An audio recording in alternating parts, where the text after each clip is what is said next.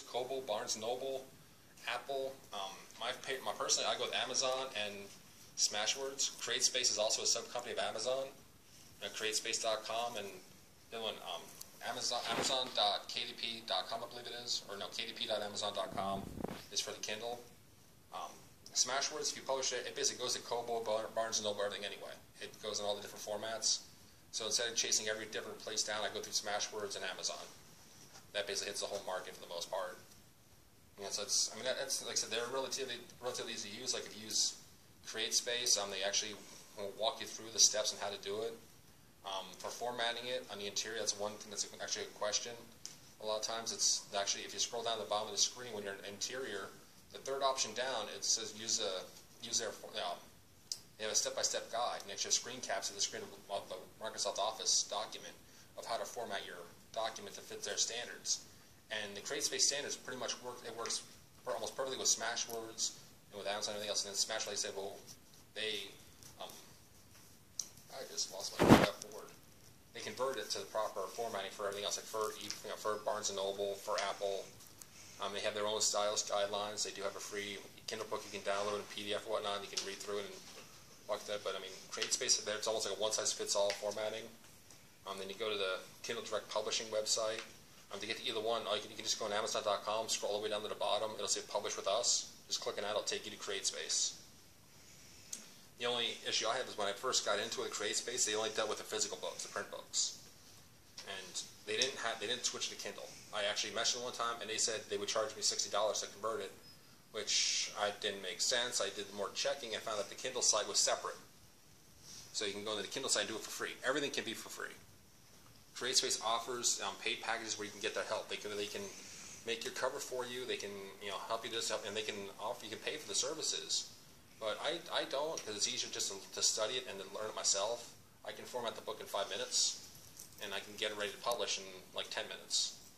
So it's, the more you do it, the easier it gets. It's like anything else. It's like they have easy, step-by-step guides, whether it's Smashwords or Amazon, CreateSpace, they all have step-by-step guides that it's easier. So once you do it once or twice, it's so easy, it's almost insane.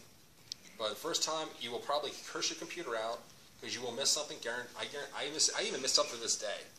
It'll pop up, can't be done because of an error, and I'm like, what the bleep and bleep error are you talking? I'll actually go through it step by step. I'm like, I did this. I'm like, oh, I forgot this part. And I've done it 11 times. So it'll happen, but you'll curse your computer out. You'll cuss out Smashwords because they'll have special things they want, like too many spaces. But their guides, there are steps. They're very simple. Just follow it. Just take your time when you go through. It's very, it's varied, but it's pretty simple once you get used to it. Once you pay attention to it. Any question, like I said, you can ask pretty much anyone. Like I said, in any critique group, ask myself. You can always help walk you through it if you need it. And like I said, and in closing on it, like I said, it's a lot of information to absorb. I covered like 4 years of information experience in what, 20 minutes, 30 minutes. So there's a lot. This isn't a cure-all. Like I said, this isn't a one-size-fits-all. Nothing. Don't care what anyone says. No editing, no policy, nothing. It's one-size-fits-all. If you see anything, we guarantee you'll be bestseller. Walk away. They're full of shit, for lack of a better term. They're lying. They're just trying to get your money. No, there's nothing like that. You hear that all the place. Like, you follow this. You listen to me. You'll do the good. If you don't listen to me, you'll be doing this instead. You'll be a homeless pauper. Whatever. Ignore it. You find your own way. Take what works for you, and leave the rest. Stay true to your book. Stay true to your vision. Have the page work through. They said you will learn it.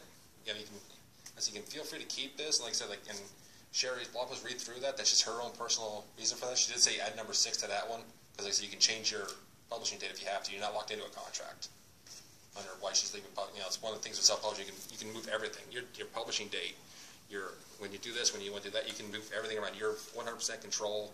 You're also 100% to blame. And that was my thing. I wanted to be able to know who to point the finger at. If it failed, it's on me. If it's successful, cool. I must have done something right somewhere. No idea what, but I must have done something right.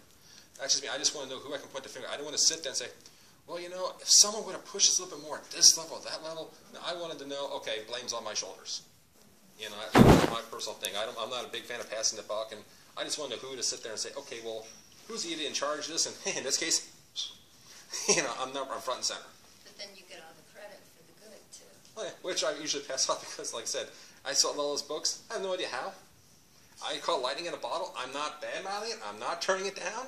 I'm glad that people loved the book enough to, have me ranking for so long for 8 months out of last year. I have no idea what I did. What's the book again? The Winter Creek Beast. It was a Bigfoot werewolf novella.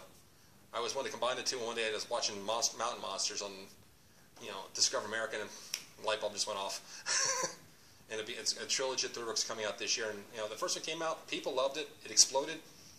I can sit there and say, you know what, it's because of what I did with the Amazon with the verified purchases. Oh, it's because the truth is, I don't know what happened. I mean, yeah, I'll take responsibility, but I don't know what happened. I mean, it's like, it goes back to the readers, they loved it. My fellow authors I read, they loved it.